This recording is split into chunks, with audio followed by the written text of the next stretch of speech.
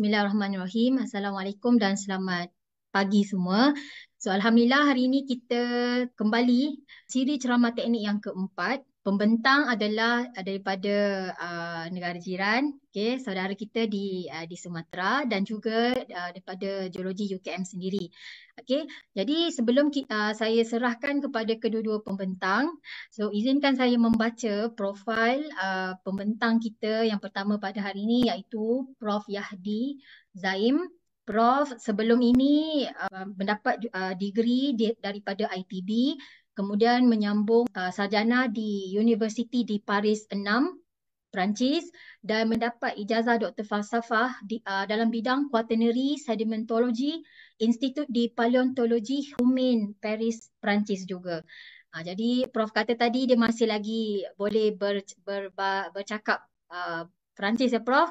Okey, jadi Prof sebelum ni berkhidmat dengan ITB sehingga 2022, kemudian meneruskan lagi khidmatnya di ITERA sehingga sekarang. Ya Prof. Okay. And then Prof banyak sekali research networkingnya dengan pernah dengan University of Iowa, US dan juga Texas Archaeological Research Laboratory dari tahun 1999 sehingga sekarang ya Prof dengan Puslit Arkenas dari 1989 sehingga sekarang. 1998 bersama Department of Anthropology University of Iowa US dari 1998 sehingga sekarang. Dengan Texas Archaeological Research Laboratory daripada 1999 sehingga sekarang. And then University of Frankfurt Germany iaitu Department of Paleobiology daripada 2001 sehingga sekarang. Dan Prof juga pernah ada research networking pada period 2004 hingga 2009 bersama various country, Perancis, Jerman dan juga Filipina sehingga 2009. Jadi Prof banyak sekali publicationnya, saya tak mention. Okay, ada last kali adalah tahun 2022. Dan sebelum tu saya baca sikit profil Profesor Madya Dr. Habibah. Dr. Habibah mendapat ijazah degree daripada UKM, kemudian master di University of Aberdeen dan kemudian mendapat ijazah Doktor Falsafah di Universiti Kebangsaan Malaysia dan berkhidmat sehingga sekarang. Bidang beliau adalah geokimia batuan, tanah dan sedimen dan juga geologi kuartener. Kajian yang dijalankan terlibat dengan kawasan dengan penanaman padi, ada juga melibatkan REE, ada juga melibatkan air bawah tanah, ada juga melibatkan heavy metals dalam alluvium, quaternary deposits, juga sea level changes dan yang terakhir adalah geochemical and micropaleontological evidence dalam clay deposits. So kita akan dengar juga perkongsian daripada Dr. Bib. Okey, dan saya rasa itu saja semua partisipan ya. Terima kasih pelajar-pelajar daripada ITERA, pelajar daripada UKM, all the participants sekarang 120 orang, dan 121 daripada industri, daripada GMG, daripada universities. Okay, so happy listening to all of you. Thank you for the support. Okay, sekarang saya persilakan Prof. Yahdi. Elok dia mula dulu sebab dia akan bincang daripada usia Paleozoik sehingga Quaternary dan nanti akan disambung oleh Dr. Habibah, okay, yang paling untuk Quaternary deposit di Malaysia. Dipersilakan Prof. Terima kasih moderator. Assalamualaikum warahmatullahi wabarakatuh. Semoga kita semua dalam rezeki sehat Allah Subhanahu wa taala, selalu dalam keadaan sehat dan penuh barokah dari Allah Subhanahu wa taala, sehingga pagi hari ini kita bisa bersama-sama meskipun melalui teknologi jarak jauh, tapi kita bisa teknologi berkomunikasi untuk scientific communication ya. Judul saya di dalam Geology Technical Talk ini adalah karakter geologi untuk Sumatera atau Indonesia, terutama Sumatera dan Malaysia, dan impact atau dampaknya terhadap kedua negara kita ini. Ya, mengapa judul saya memberikan tema atau judul seperti ini? Ini untuk mencerminkan mulainya kita bekerja sama antara Universiti Kebangsaan Malaysia dan Malaysia tentang geologi Malaysia apa yang saya bisa pahami dengan geologi Sumatera khususnya. Sehingga ini ada dua university ini bisa mengawali kerjasama dengan saling memberikan informasi tentang kondisi geologi di Malaysia dan Indonesia. Dan khususnya untuk Sumatera, ini yang saya ingin sampaikan. Saya akan mengawali dalam pendahuluan atau introduction ini, yaitu tectonic evolution, prehistory tectonic evolution Sumatera dan Malaysia. Mengapa? Karena kedua negara ini, Malaysia, Sumatera, dan Indonesia, khususnya Sumatera, itu expose batuan-batuan yang berumur tua, yaitu Paleozoik sampai Mesozoik, bahkan kalau di Indonesia tentunya sampai tersiari. Tetapi ini diawali dulu dengan Paleozoik, Mesozoik karena ada hubungan yang erat antara Malaysia dan Indonesia, khususnya utamanya Sumatera. Karena pada periode Paleozoik, Mesozoik, Sumatera dan Malaysia itu berada di blok Sundaland, sebagaimana yang disampaikan oleh Metcalfe pada tahun 1917. Nah, banyak usulan, hipotesis yang disampaikan oleh para ahli, para peneliti, khususnya yang mempelajari tentang geodynamic untuk Southeast Asia, ini membuat suatu hipotesis. Manapun yang akan kita pilih, ini semua menunjukkan bahwa yang warna hijau ini adalah wilayah antara Sumatera dan Malaysia, itu selalu berada di kelompok benua Gondwana. Jadi ini menjadi suatu posisi yang penting, kondisi Malaysia, Indonesia, dalam hal ini Sumatera pada Paleozoik. Karena kalau kita lihat, siapapun pengarangnya yang menyampaikan hipotesis ini, itu semua menunjukkan posisi yang warna hijau ini adalah Sumatera dan Malaysia, yaitu Sibumasu. Dan ini menjadi sangat penting karena bagaimanapun kedua wilayah ini, Sumatera dan Malaysia, itu adalah bagian dari Gondwana superkontinen. Nah, kita semua sangat paham bahwa hasil dari interaksi tektonik yang bekerja selama Paleozoik sampai Mesozoik ini menyebabkan kondisi Sumatera dan Malaysia itu menjadi satu wilayah yang sangat stabil, yang kemudian oleh banyak peneliti yang dalam hal ini disampaikan oleh Metcalfe pada tahun 1984 itu memasukkan Sibumasu, yang mana Sibumasu ini berasal dari Sino, Siam, Burma, Malaya, dan Sumatera.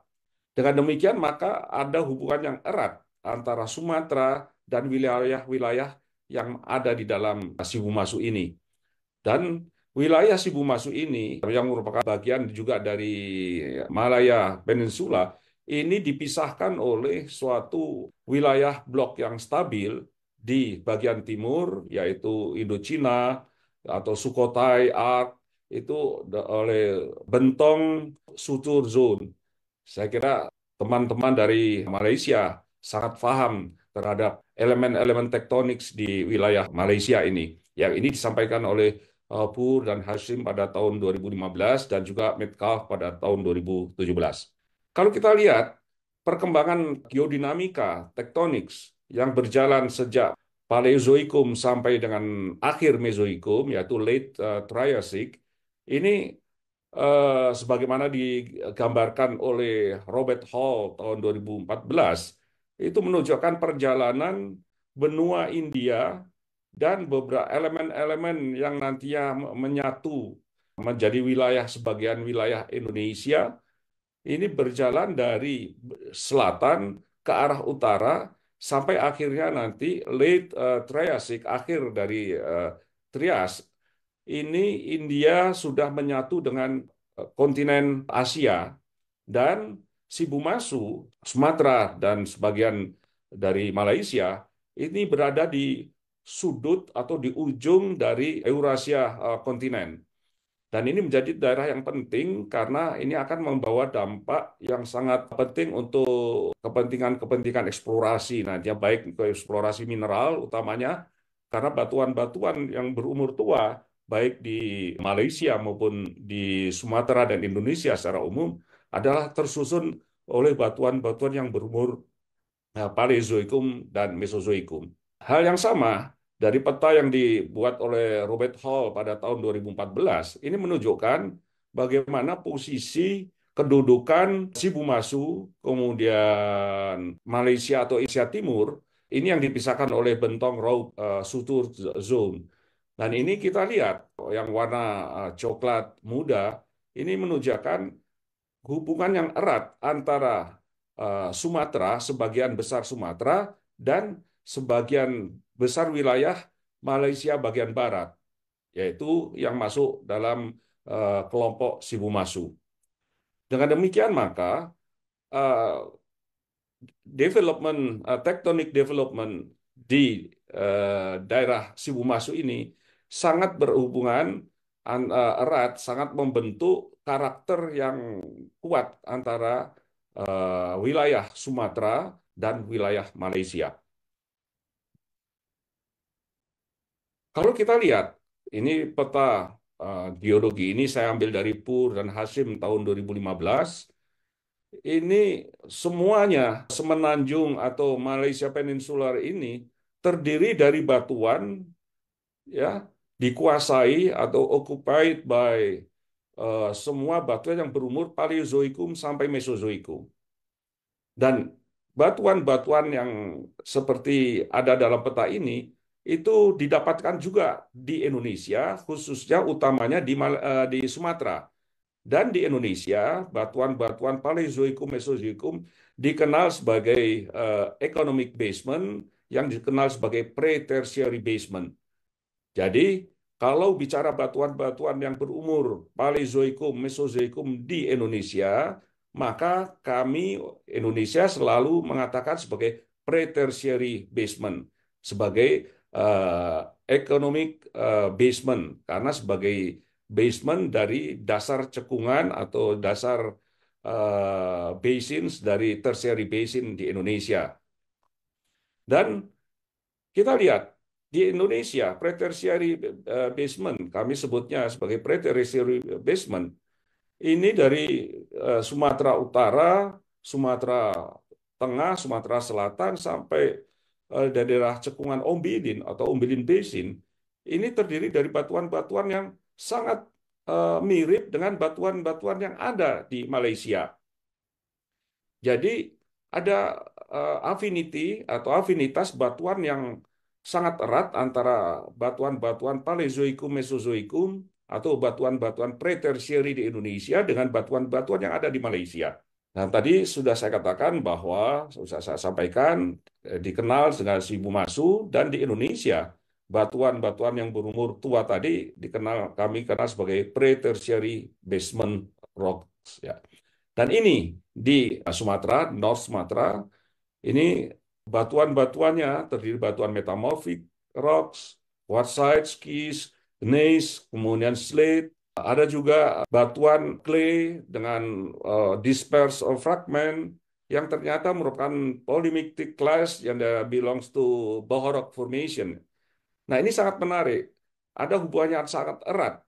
Kalau kita hubungkan stratigrafi yang ada di North Sumatera, kemudian Langkawi, Thailand, dan Burma. Apa yang menarik, yang akan bisa lihat bagaimana erat hubungannya, adanya diamictite glacial atau diamictite till deposit. Ini kita jumpai dari mulai North Sumatera sampai dengan Burma. Dan ini mengindikasikan atau indicator bahwa wilayah-wilayah ini dulunya memang pernah bersatu menjadi satu kesatuan yang kemudian dikenal sebagai wilayah Sibumasu. Data lain dari stratigrafi Sibumasu di Sumatera bagian timur dan Sumatera bagian barat dihubungkan dengan daratan Indochina atau Indochina Terrain. Ini terlihat di Eastern Malay Peninsula. semuanya menunjukkan karakter atau ciri litologi yang sangat mirip. Dan pada umur yang juga sangat berhubungan waktunya, yaitu umur yang mulai dari Carboniferous, Permian, dan Triasik. Ya. Jadi ini menunjukkan betapa eratnya hubungan dan betapa karakter dari masing-masing tempat yang ada di Sibumasu ini mempunyai ciri litologi yang sangat baik. Ini juga yang lain dari pengarang yang lain, kalau yang sebelumnya ini Julian ya tahun 2014, ini oleh Baber dan kawan-kawan 2005 juga menunjukkan kemiripan. Jadi dengan demikian, maka tidak bisa disangkal atau sudah sangat jelas bahwa Paleozoic Mesozoic rocks occurred in Malaya di Sumatera itu sangat jelas mempunyai kemiripan karakter dengan apa yang diperoleh atau yang didapatkan di Malaysia. Nah, sekarang bagaimana setelah kondisi Paleozoikum sampai Mesozoikum? Tektonik akhir dari Mesozoikum ini nanti diakhiri ketika daratan India atau kontinen India sudah mulai menyatu dengan kontinen Asia. Ketika dia berjalan menuju dari Gondwana di selatan, sepanjang waktu Paleozoikum, Mesozoikum, kemudian sampai akhirnya menyatu dengan daratan Asia karena dihambat atau didocking atau diblok oleh kontinen Asia atau Eurasia Plate yang sangat tebal, yang sangat masif, sehingga tidak lagi India yang sedang berjalan tadinya, bergerak dari selatan ke utara, terhambat, kemudian berhenti ketika menyatu dengan daratan Asia atau kontinen Asia. Sementara itu, di wilayah Sibumasu, ini semakin rumit tektoniknya, karena dorongan-dorongan pergerakan-pergerakan lempeng atau Indo-Australian Plate yang terus bergerak, kemudian dari timurnya ada Pacific dan Philippine Plate, ini menjadi sangat rumit tektoniknya, terutama wilayah atau Asia Tenggara atau wilayah kami di Indonesia. Sedang wilayah Malaysia relatif stabil karena sudah merupakan suatu kontinen yang sudah matang, yang sudah kuat posisinya, sedangkan lempeng-lempeng Filipina dan Pasifik, kemudian India, Australia masih terus bergerak. Kontinen Asia ini sebagai blok yang menghambat perjalanan atau pergerakan dari lempeng-lempeng Pasifik, Filipina, dan India, Australia.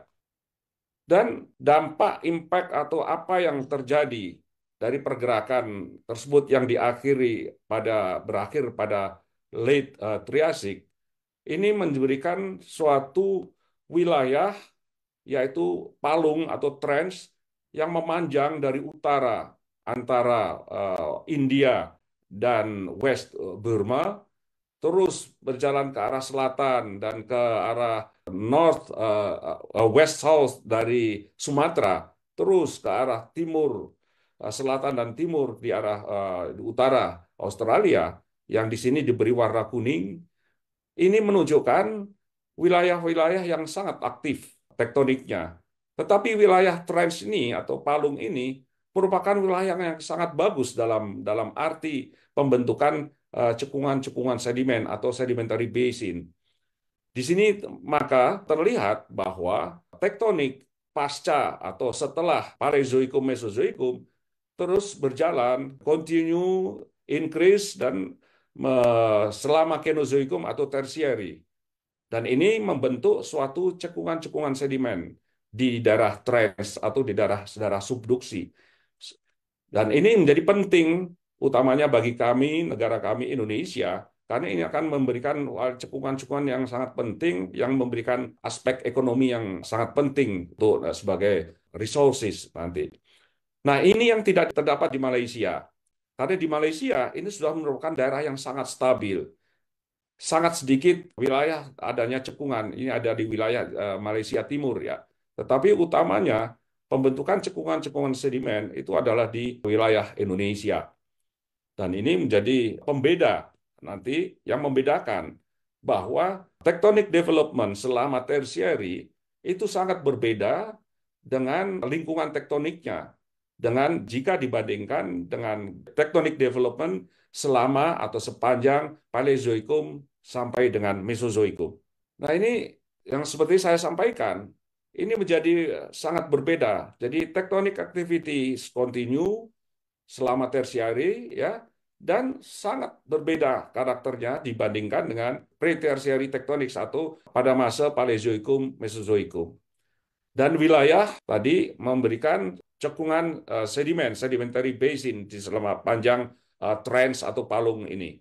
Dan ini yang memberikan makna atau arti penting di dalam ekonomi, sehingga sedimentary basin tertiary di Indonesia ini menjadi sumber yang sangat penting bagi natural resources. Ya. Sedimentary basin untuk Indonesia sangat penting, seperti yang saya sampaikan tadi, untuk Indonesia dan tentunya untuk Sumatera. Di daerah trends atau palung yang terbentuk selama perjalanan adanya tectonic activity ini, yaitu subduction zone. Di wilayah Sumatera ada cekungan-cekungan yang kami kenal atau kita kenal ada back arc dan fork arc basin. Dan di antara back arc dan fork arc basin ada barisan mountains yang ini terdiri dari batuan-batuan pre-tertiary yang akan menjadi source atau sumber untuk pengisi material-material sedimen yang ada di fork arc basin. Sedangkan yang di back arc basin, source sedimentary-nya itu berasal dari landmass of Laurasia kontinen yang berwarna merah, termasuk dari Malaysia ini. Ini akan memberikan pengisian-pengisian untuk cekungan-cekungan yang ada di wilayah Indonesia yang terbentuk selama tektonik pada masa tersiari.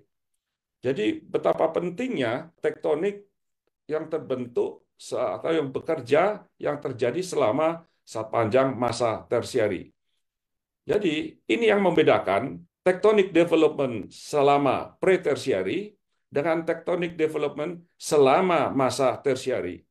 Jika selama pre-tertiary, yaitu masa Paleozoikum sampai Mesozoikum, antara Indonesia, terutama atau utamanya Sumatera, ini memiliki karakter yang sama karena dalam lingkungan tectonic framework-nya, yang tectonic environment-nya itu yang sama dengan Malaysia.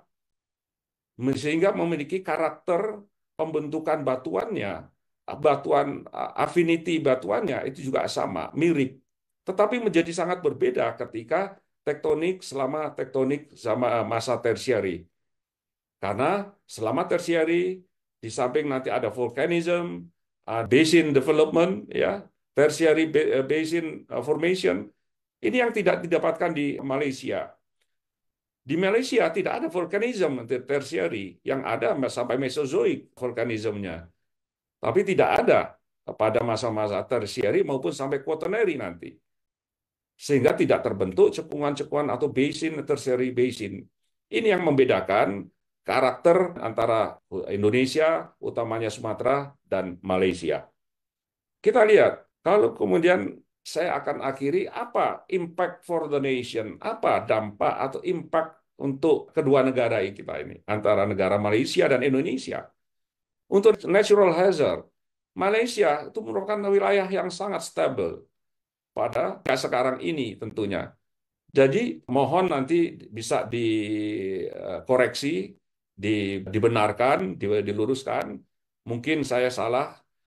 Saya menganggap atau merasa bahwa tidak ada natural disaster yang signifikan di Malaysia, kecuali yang berkaitan dengan slope stability, yang bisa mengenerate terjadinya soil maupun rock movement di daerah-daerah pegunungan atau perbukitan.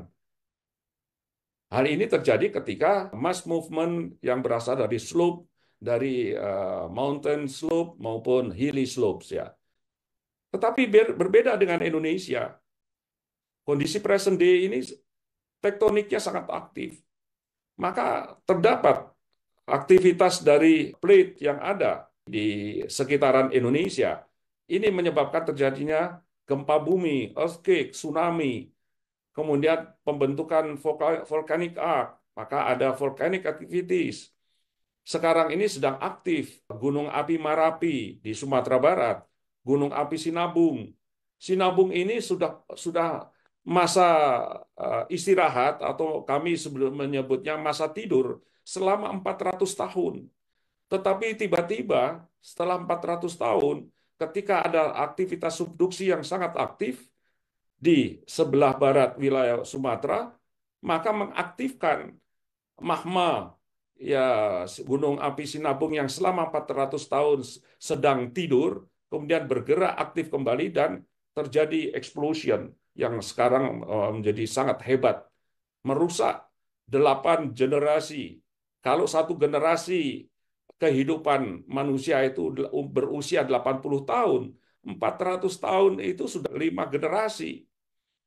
Sehingga sudah merasa established hidup sekitaran di wilayah Gunung Api Sinabung. Tetapi dengan aktivitas yang mendadak, tiba-tiba begitu, maka menghancurkan semua kegiatan kehidupan di sekitar Gunung Api Sinabung. Kemudian Gunung Merapi di Semeru di Pulau Jawa, Merapi Sinabung di Sumatera, Merapi Semeru di Pulau Jawa, Gunung Agung di Bali, dan Ruang itu di Maluku. Semua gunung api ini aktif. Tentu di daerah lain juga masih ada.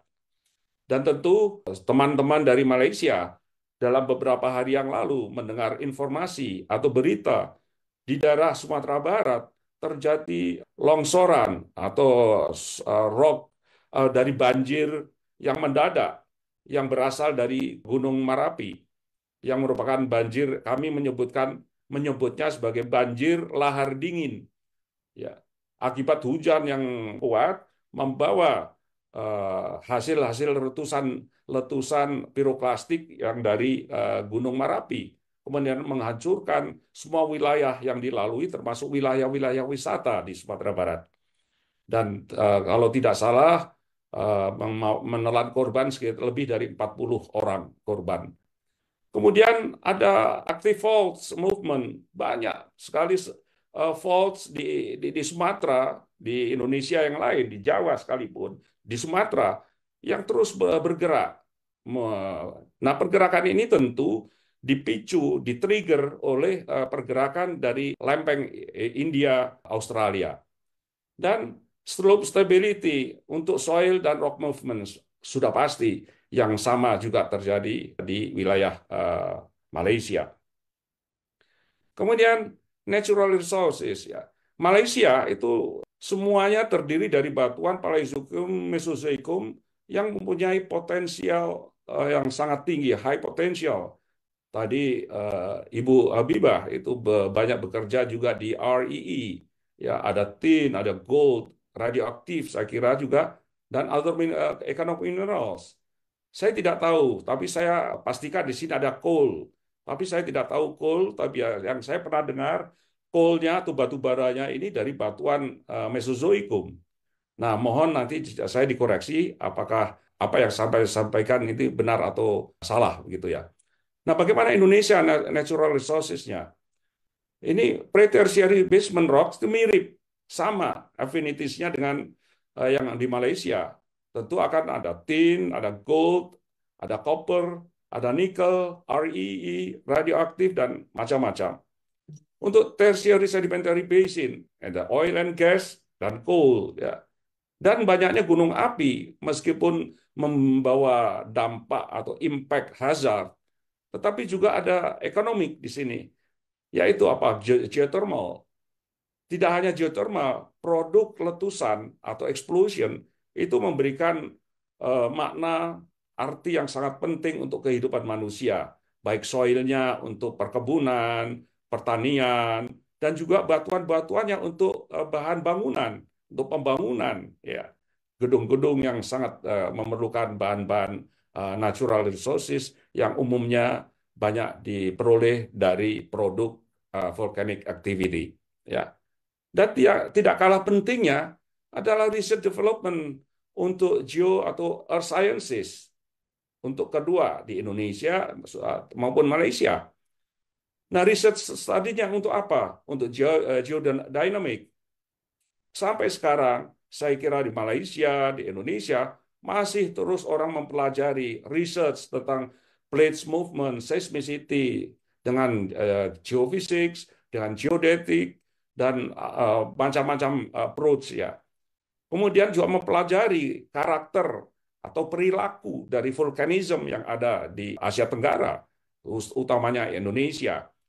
Paleontologi mikro maupun makro.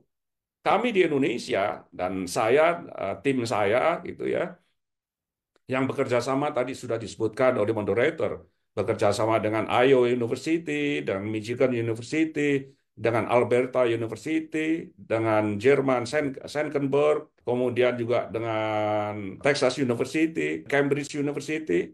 Itu kami menemukan Paleogene vertebrates dan bird foot tracks, jejak kaki burung yang pertama kali di Indonesia. Saya tidak tahu bagaimana, apakah pernah ditemukan atau pernah dijumpai di Malaysia. Tapi fosil jejak burung ini pertama kali ditemukan di Indonesia itu di wilayah Sumatera, yaitu di Cekungan Ombilin, Ombilin Basin. Dan berikutnya kami temukan juga di wilayah Kalimantan, di Kalimantan Selatan, yang ternyata mempunyai atau di dalam lapisan yang sangat mirip umurnya, yaitu umur Oligosin sampai Miosin. Jadi merupakan wilayah yang dulunya merupakan tepi dari kontinen Asia. Kemudian rekonstruksi paleo-environment dari hasil penelitian atau studi research study untuk paleontologi ini akan bisa merekonstruksi paleo-environment. Dan tentu geoarkeologi ini yang kami kerjakan dengan berbagai kerjasama kami untuk human paleontology, paleoantropologi yang banyak dijumpai di Indonesia fosilnya. Sangat sayang sekali kurang beruntung di Malaysia, fosil manusianya belum pernah dijumpai. Tetapi bukti-bukti kehidupan manusia pada Quaternary itu ada, yaitu daerah-daerah arkeologi. Saya beberapa kali ke wilayah archaeological excavation ya di Bukit Bunuh, di daerah Perak ya bersama Profesor Mokhtar Sidin dari USM. Ini sangat menarik karena data arkeologinya itu sangat penting. Usia arkeologinya, yaitu stone tools, artifaknya, ini usianya yang didating sampaikan oleh Profesor Mokhtar Sidin, itu usianya sekitar 1,8 juta tahun yang lalu, atau late Pleistocene, atau early Quaternary. Tidak ada umurnya, sama dengan umur dari fosil manusia yang kami jumpai di wilayah Jawa. Artinya pada umur yang sama, itu ada kegiatan manusia di Malaysia, di Indonesia ada kegiatan manusia, ada bukti-buktinya, bukti arkeologinya ada stone tools, kemudian ada fosil manusianya, sehingga mempunyai hubungan yang erat ketika Quaternary ini. Tapi sayangnya sampai sekarang belum ada bukti dari fosil manusianya atau yang membuat alat-alat artefak yang berumur 1,8 juta tahun yang lalu. Maaf kalau saya mengatakan 1, itu karena kebiasaan kami di Indonesia. Kalau di Malaysia mungkin 1 poin ya, 1,5 atau 1,8 ya. Kami biasanya koma gitu ya. Baik, kemudian rekonstruksi untuk kota ini paling environment. Ini penting dengan adanya Sundaland ya atau Sunda Shelf. Karena saudara wilayah ini ketika quaternary menjadi wilayah untuk migrasi sebagai quaternary migration routes ya.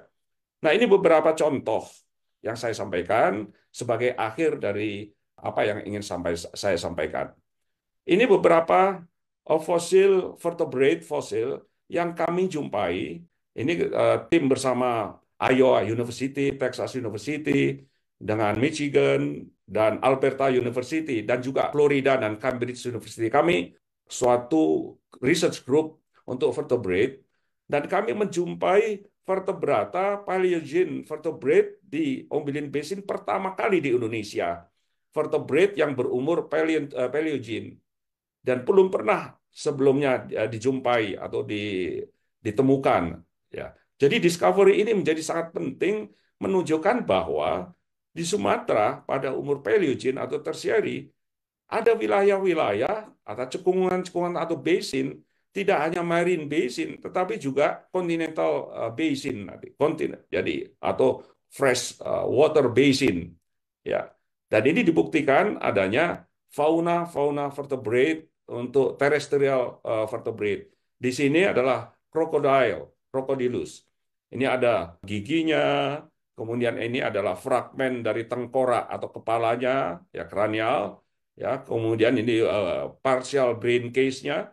Kemudian ini osteoderm, kulit dari krokodil, dari buaya, ya, dan seterusnya.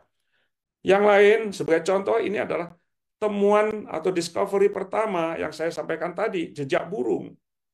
Dan jejak burung ini kami tidak ada ahlinya.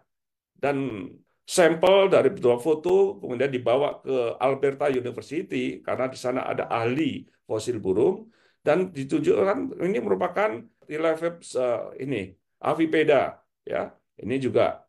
Nah, ini menunjukkan bahwa wilayah ini baik dari fosil jejak burungnya maupun dari mikrofosil ternyata daerah-daerah pantai yang sangat dangkal yang berkaitan dengan berhubungan dengan suatu danau tertutup atau lagunal.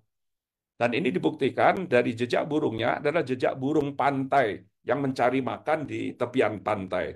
Dan ini sangat penting untuk impact yang untuk perkembangan studi geologi.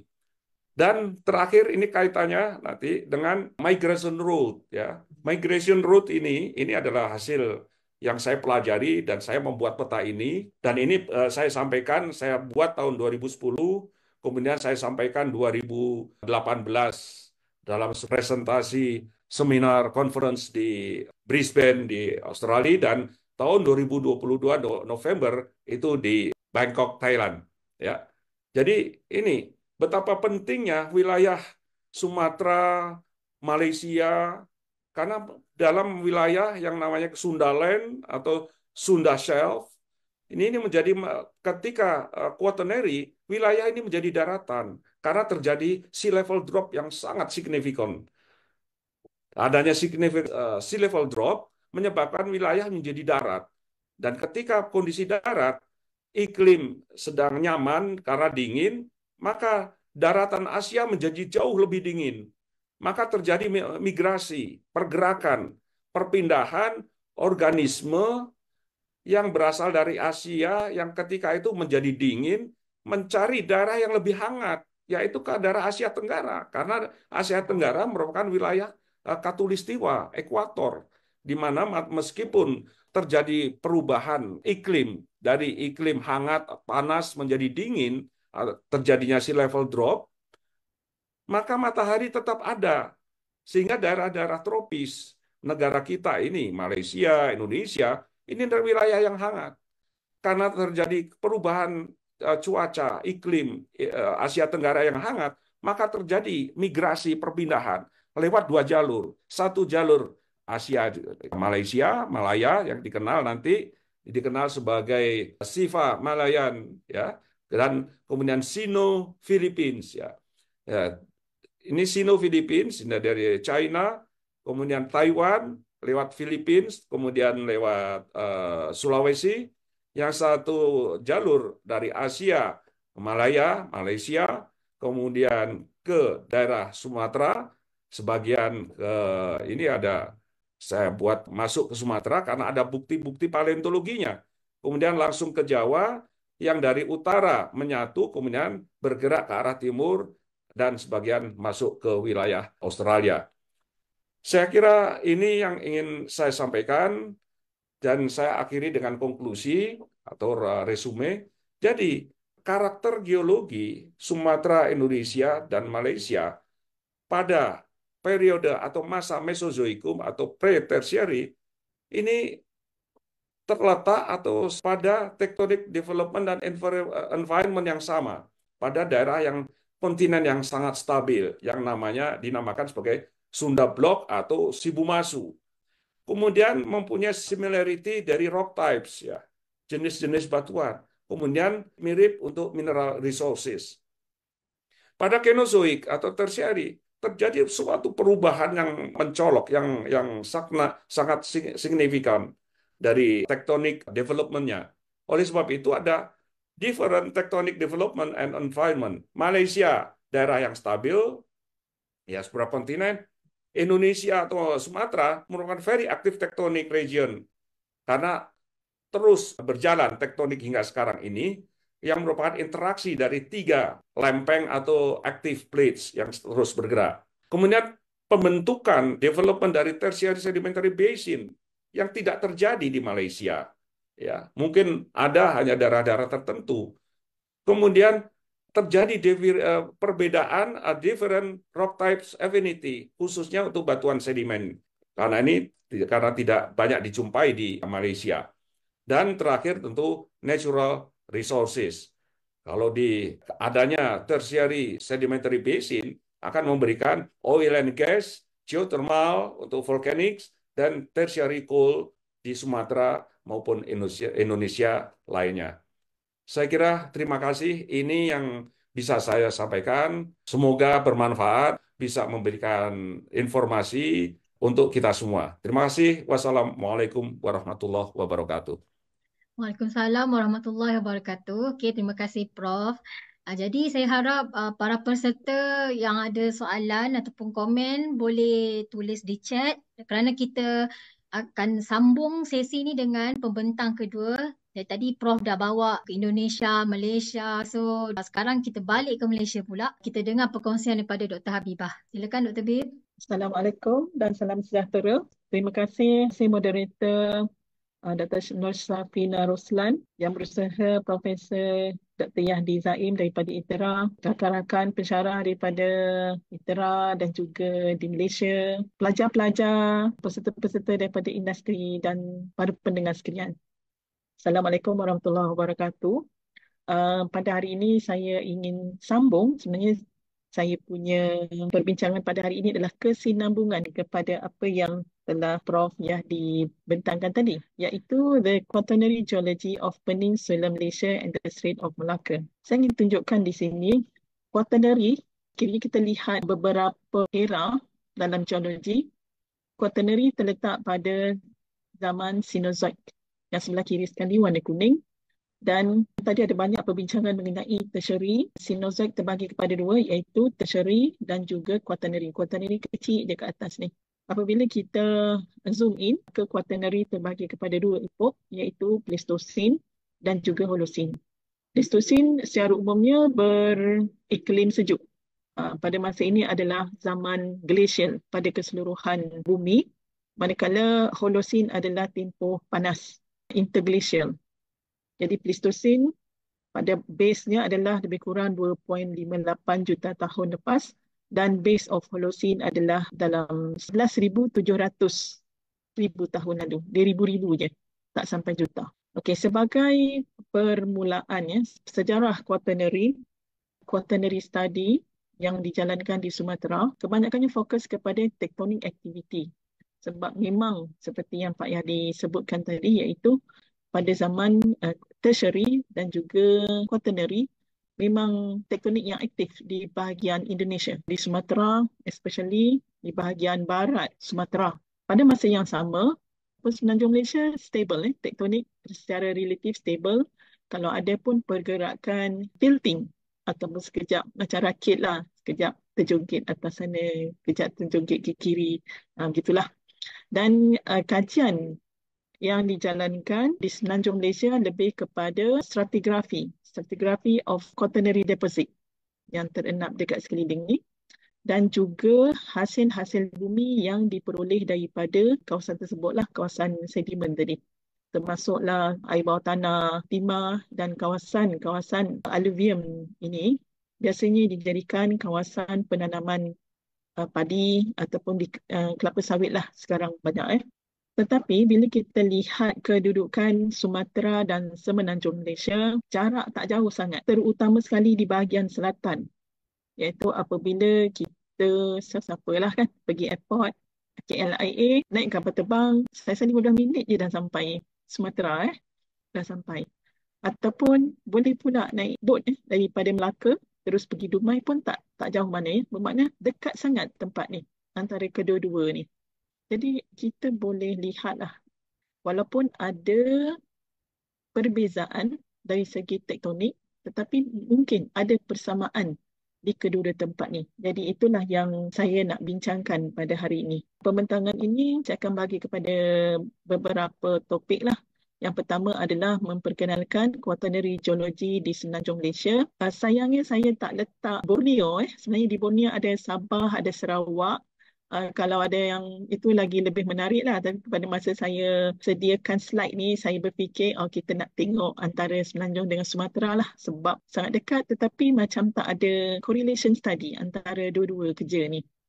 Okay, yang pertama saya nak perkenalkan Quaternary Geology di Semenanjung Malaysia. Lepas tu kita akan lihat mengenai Sundaland. Sundaland inilah yang menggabungkan, mempertemukan antara Sumatera dan juga Semenanjung Malaysia.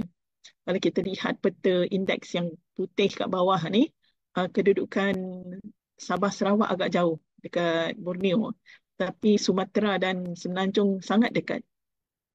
Kemudian kita akan lihat pula di Selat Melaka, apakah yang ada di Selat Melaka yang kita boleh kongsikan, kajian yang kita boleh kongsikan, maklumat-maklumat dan sebagainya. Sebab saya rasa pasti ada persamaan lah antara kedua-dua tempat ni. Dan kita akan lihat apakah yang kita boleh lakukan selepas ini dan juga kesimpulan. Quaternary Geology of Malaysia, kita kena balik dululah. Balik dulu kepada pembentukan Semenanjung Malaysia. Jadi Semenanjung Malaysia ni asalnya adalah pertembungan di antara blok Sibu Masu dan juga Indochina. Dua-dua blok ni sebenarnya berasal daripada Gondwana, tapi telah terpisah jauh merantau. Semenanjung bahagian Sibu Masu dan Sumatera ada satu blok merantau, dan bahagian timur Indochina pun merantau juga, tetapi bertemu semula di sini. Dan hasil pertembungan tersebut terbentuklah warna purple ni, iaitu bentung raup suture atau sutura bentung raup tengah ni, dan berlaku ada basin, berlaku rekahan kat sini, dan ini adalah Mesozoic basin. Kebanyakan batuan di bahagian tengah yang bahagian hijau ini adalah Mesozoic. Kemudian diikuti dengan rejahan batuan igneous warna pink ke utara selatan ini, dan rejahan ini juga bertanggungjawab mengangkat keseluruhan Semenanjung Malaysia menjadi daratan. Jadi keadaan ini berlaku sekitar Triasik, Jurassic, Cretaceous. Maka semasa Cretaceous, the whole Semenanjung Malaysia telah terdedah ke permukaan bumi. Jadi daripada Cretaceous sampai sekarang adalah tempoh yang sangat lama. Dan Semenanjung Malaysia terletak di kawasan Khatulistiwa. Maka sepanjang Cenozoik, apatah lagi Quaterner, berlaku dulu hawa kimia yang sangat hebat, yang sangat lama, dan juga hakisan daripada tengah ni, daripada batuan igneous.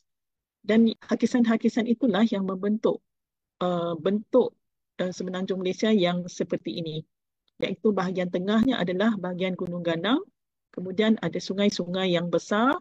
Sungai-sungai itu mengangkut sedimen-sedimen hasil hakisan tadi, dan sedimen diangkut dan dilepaskan ke sungai. Akhirnya di sungai lah, di Selat Melaka dan juga di Laut Cina Selatan. Tetapi sedimen di Selat Melaka ni lebih halus. Kebanyakannya silt, clay dan sedikit pasir halus juga. Tetapi di kawasan pantai timur, di Laut Cina Selatan ini, sedimen yang ada di sini lebih kasar, lebih berpasir. Satu lagi perkara yang signifikan yang berlaku sewaktu Quaterner di Semenanjung Malaysia adalah perubahan aras laut ataupun sea level fluctuation. Pada masa Pleistocene, belah kanan ini adalah rajah daripada Chia. Kita lebih daripada 15,000 tahun yang lepas, paras air laut sangat rendah. Kemudian ini sewaktu glacial, Pleistocene, tetapi kemudian berubah, kenaikan aras air laut berlaku secara mendadak. Kenaikan yang sangat pantas sehingga melebihi paras laut yang ada sekarang. Sehingga melebihi 5 meter di atas aras laut sekarang. Dan kemudian paras air laut turun semula seperti sekarang. Tetapi ada banyak perbincangan lah sama ada kenaikan paras air laut itu berlaku secara terus ataupun bertahap-tahap. Hasil daripada kenaikan dan penurunan aras laut adalah sedimentation. Terbentuknya sedimen di sekeliling Semenanjung Malaysia. Sedimen tersebut boleh dikenal pasti secara stratigrafi dan boleh dibahagikan kepada dua fasa. Satu fasa ialah sewaktu pengendapan pada Pleistocene, iaitu terdapat pengendapan sedimen endapan benua dan sedimen endapan lautan. Jadi konsepnya itu endapan benua dikenali sebagai formasi simpang dan endapan lautan dikenali sebagai formasi kempadang. Tetapi apabila berlaku kenaikan aras laut, berlaku ada satu lagi set sedimen endapan benua dan endapan lautan juga. Jadi yang lebih muda ni namanya untuk endapan kontinen ataupun benua dikenali sebagai beruas formation, dan juga marine sediment kebanyakannya adalah marine clay yang berwarna kehijauan itu dikenali sebagai Buller formation. Jelajah sebelah kiri itu yang warna kuning itu adalah endapan kuartana yang dihasilkan akibat daripada kenaikan dan penurunan aras laut secara global. Sewaktu kenaikan aras laut, bahagian kuning ni semua tenggelam. Semenanjung Malaysia dah kuruslah, lebih kecil daripada sekarang. Tetapi apabila berlaku penurunan aras laut kepada datum sekarang, maka ini semua adalah endapan sedimen. Ini adalah alluvium. Yang ini bukan batuan. Di sini ada clay, ada sand, ada peat, gambut, ada gambut. Dan di kawasan inilah yang banyak ditanam kawasan penanaman padi. Kalau kawasan selatan ini adalah kelapa sawit. Dan kawasan ini jugalah menjadi tumpuan pembangunan sebab flat area mudah diteroka. Dan sebelah kanan sudah ada warna. Warna-warna ini adalah mewakili formasi-formasi tadi. Yang warna hijau adalah marine clay. Warna purple adalah gambut ataupun peat, dan warna merah adalah endapan benua di lembah-lembah sungai. Tapi sebenarnya masih banyak yang perlu dilakukan dalam quaternary sediment ini sebab banyak lagi yang kita belum teroka lagi. Sekiranya dibuat cross section keratan rentas, yang ini diambil daripada kawasan sini, wilayah persekutuan dekat Kuala Langat sini, di mana kedalaman ataupun tebal sedimen quaterner di area ini sampai mencapai lebih 120 meter. Cross section ini dilakukan oleh JICA 2002. Sebenarnya fokus kepada kajian ini adalah drilling untuk mencari air bawah tanah. Tetapi pada masa yang sama dapat dilihat ciri-ciri karakteristik kepada sedimen endapan quaterner ini boleh dibahagikan kepada bawah sekali adalah basement. Basement terdiri daripada granite, sedimentary rocks dan juga meta-sedimentary rocks. Kemudian di atasnya terdapat simpang formation. Biasanya di simpang formation inilah yang menjadi aquifer, dan gula formation ini adalah clay sediment, marine clay, melekit warna hijau dan banyak fosil kita jumpa kat sini. Kemudian beruas formation. Basically adalah endapan sungai dan juga gambut. Tetapi kita mudah, yang sungai tu susah sikit nak dikenal pasti. Tetapi yang gambut memang senang lah. Bila kita tengok gambut dia, this is beruas formation. Kajian mengenai quaternary sediment ini pernah dilakukan di kajian yang saya lakukan dan juga student, iaitu mengkaji perubahan environment. Perubahan depositional environment di kawasan Johor. Saya pilih kawasan yang bawah ini. This is the study area. Dan kita lihat facies sediment dan juga kajian foraminifera. Dan daripada data ini, kita cuba nak bina semula paleo environment, reconstruction of paleo environment. Di bawah ini diambil dua location. Pada dua location kita ambil teras ataupun borehole. Kita ambil borehole, core sediment, undisturbed core sediment. Kedalaman sedimen dua-dua ni lebih kurang 42 meter. Maksudnya ketebalan quaternary sediment di Johor ni 42 meter sebelum kita jumpa basement. Dan hasil daripada kajian ini kita dapat evolution of environment, this sub-environment. Yang ini yang kita dapati adalah kawasan ini berdasarkan data ni ia terdiri daripada progradation of estuarine sediment over deltaic sediment. Delta kemudian dilapisi oleh estuary. Nampak macam submerged environment lah. Dan dia berjaya lah Encik Kaedah ni menggunakan sedimentary phases dan biophases boleh digunakan untuk membina semula reconstruction of detail environment, kita sub-environment. Sebab sebelum ni memang secara umumnya kita boleh nampak lah memang sea level rise and then sea level drop. Tapi tidak sekata jadi environment ni menunjukkan perubahan yang spesifik untuk kawasan bawah ni lah. Jadi ini adalah serba sedikit bahan yang ada pada borehole nombor 2. Bahagian atas ni adalah gambut ataupun peat. Bahagian yang sini adalah marine clay. Sebenarnya pada asalnya mula-mula kita ambil marine clay ni warna hijau. Tapi bila kita ambil gambar dia dah warna coklat lah. Sebenarnya oxidation. And then pada turus ni core sediment memang kita akan juga jumpa lah tinggalan cengkerang yang seperti ini. Ada spesies, kita jumpa gastropod, bivalve yang menunjukkan intertidal zone dan juga laut cetek. Bagi bahagian bawah ini yang deltaic environment, kita jumpa paleosoil, iaitu lapisan yang berwarna kemerahan. Maksudnya tempat ni dulu expose. Sedimen ini telah expose ke permukaan bumi mengalami oxidation sebelum berlaku transgression dan seluruh tempat ini dilitupi oleh marine sediment. Dan ini adalah interpretation daripada kajian mikrofosil foraminifera. Berlaku perubahan boleh ditafsirkan berdasarkan kepada assemblage fosil gabung dengan facies sediment, dan kita boleh interpret sea level change dekat kawasan ni. Dan pada masa yang sama, sebab kajian ini tidak melibatkan dating, jadi kita ambil dating daripada kawasan yang berhampiran di kawasan Johor juga. Setelah buat korelasi lebih kurang macam lah antara usianya berlaku sea level rise, transgression dan regression. Di kawasan coastal area, kawasan Tanah Pamah, di bahagian barat semenanjung Malaysia, kita banyak jumpa bukit-bukit macam ni.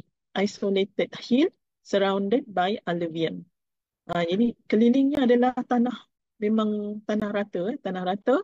Ini di Kedah, gambar ni, Gunung Keriang di Kedah. Gunung ni sebenarnya bukit je. Bukit terdiri daripada carbonate rocks dan keliling ini adalah marine clay. Dan kawasan ini memang terkenal untuk hiking, rekreasi, memanjat Gunung Keriang, dan pemandangan dari sini memang cantik lah.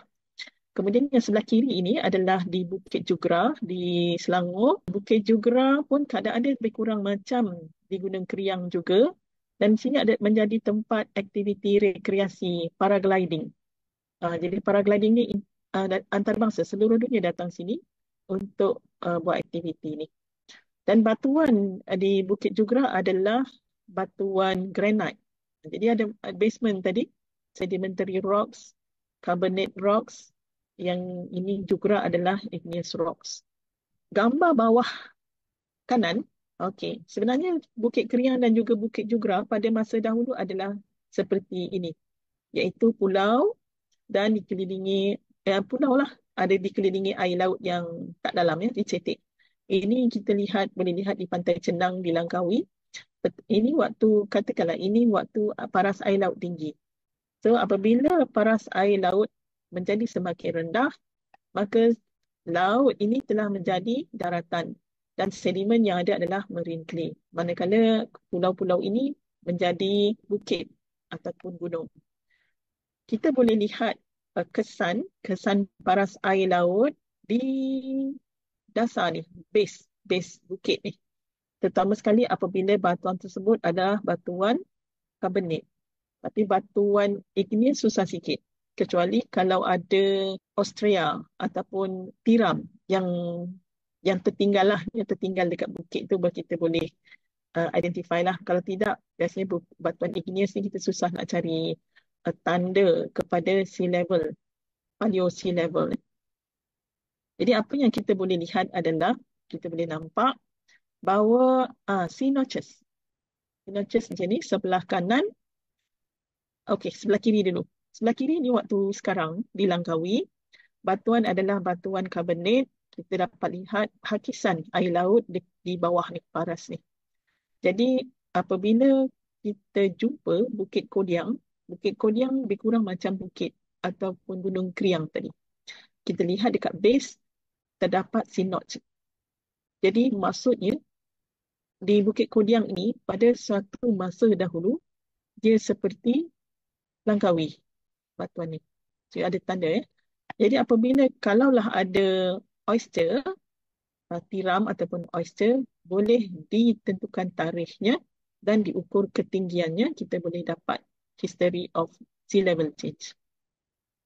Yang ini adalah di Langkawi, iaitu di Pulau Ular. Pulau Ular daripada atas kita boleh nampak macam platform. Ini adalah abrasion platform, pentas hakisan. Dan di Langkawi bukan satu pentas hakisan, kita jumpa 3 pentas hakisan. Yang ini pertama 1.5 meter, 2.7 meter, 5.5 meter. So pentas hakisan ni sepatutnya di sini, di betul-betul dekat tidal zone. Tetapi kita lihat ada 3 tingkat kat sini. Dan sebenarnya bukan Langkawi sahaja, di Terengganu pun ada benda yang sama juga. Ini menandakan bahawa berlaku stages sewaktu penurunan semula aras air laut di Semenanjung Malaysia. Ini batuannya adalah batuan sedimentary rocks daripada formasi single ahli selang. Tak silap saya lah. Selain daripada tu, di antara alluvium marine clay terdapat permatang-permatang pasir, beach ridges. Beach ridges sepatutnya berada di tepi laut. Macam ni je. Kat sini berm. Tetapi di Semenanjung Malaysia kita boleh jumpa di beberapa tempat, antaranya di Penang, di seberang Perai, kat sini, Kuala Kurau, seberang Perai, kat area sini. Kita boleh jumpa juga dekat Batu Pahat.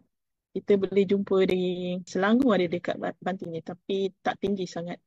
Jadi ini adalah kesan-kesan daripada dahulu tempat ini adalah seperti kanan ni.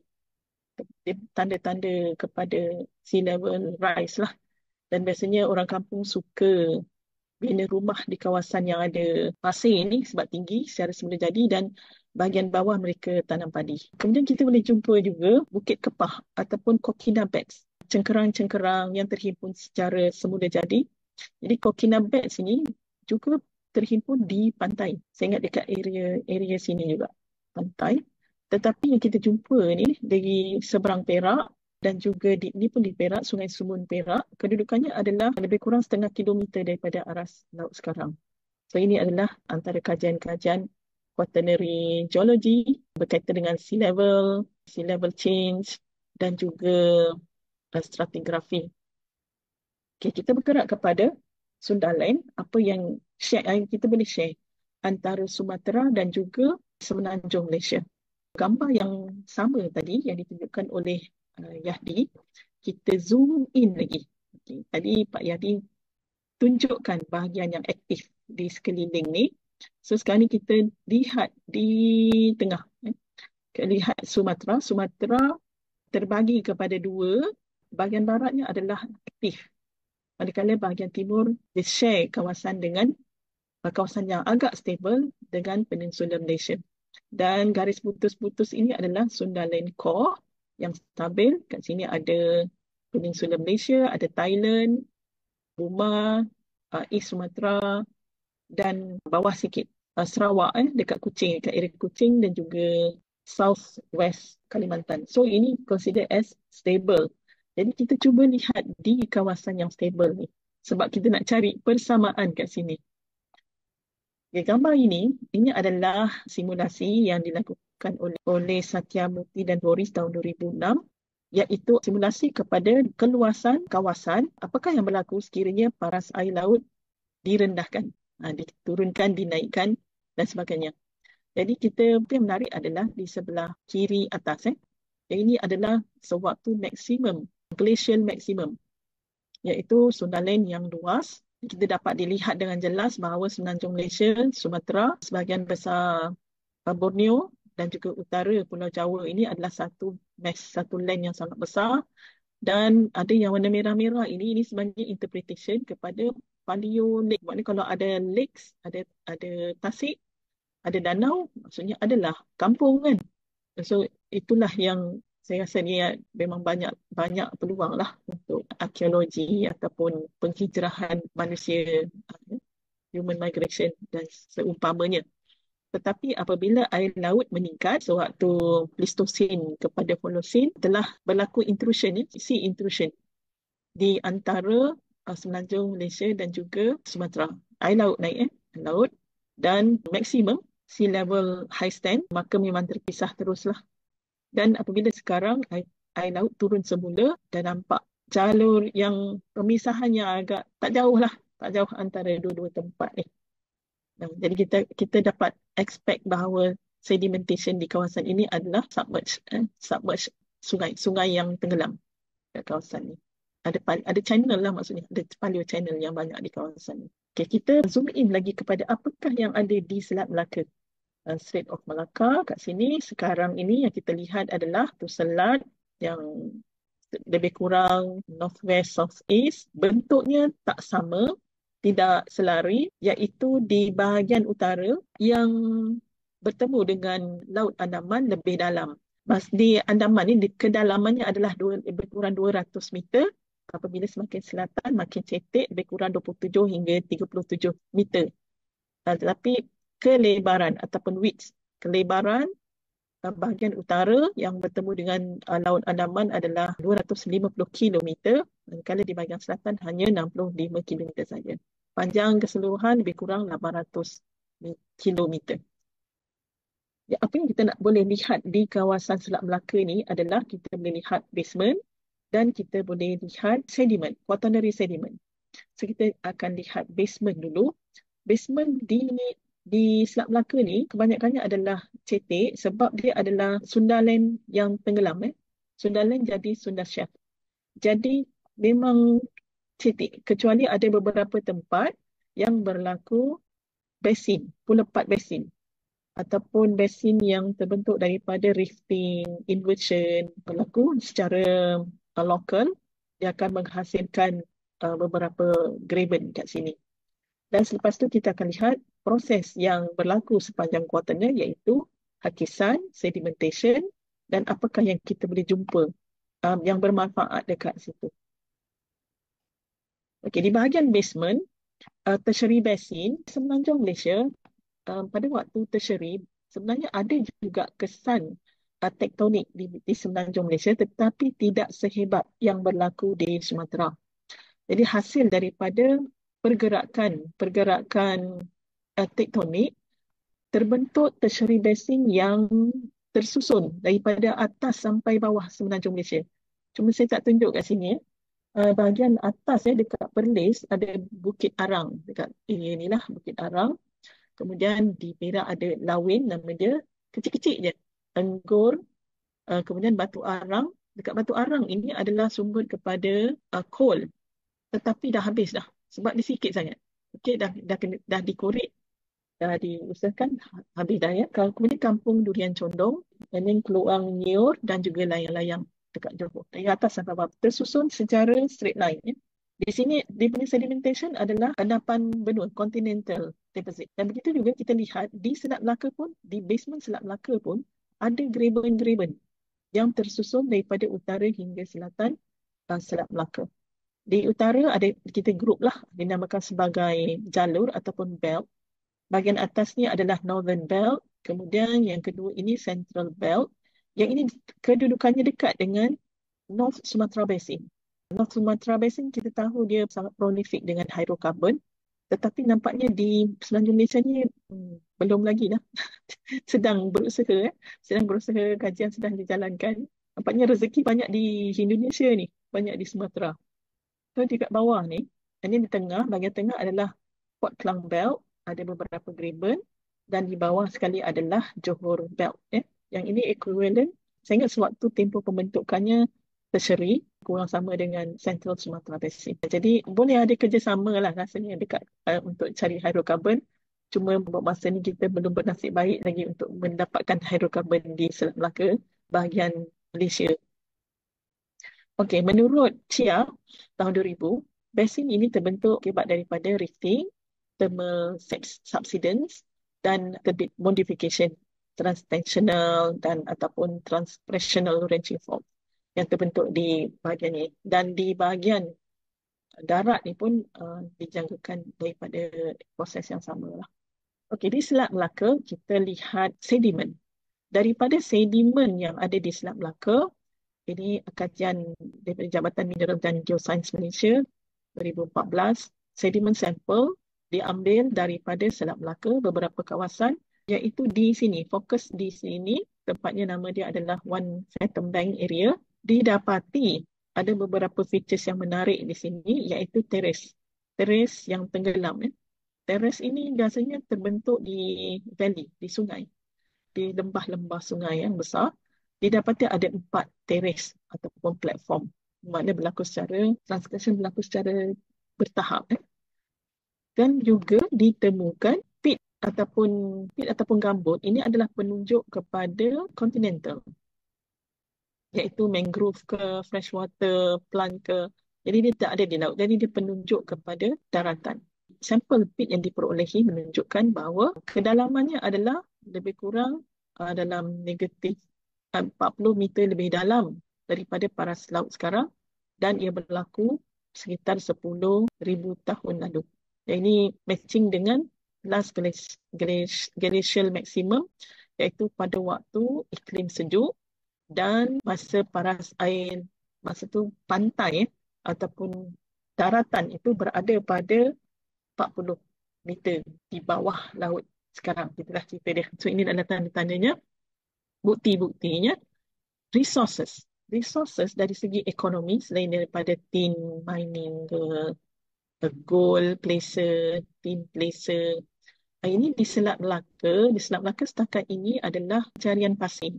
Sebab pasir adalah komoditi yang diperlukan untuk pembangunan, untuk membina bangunan.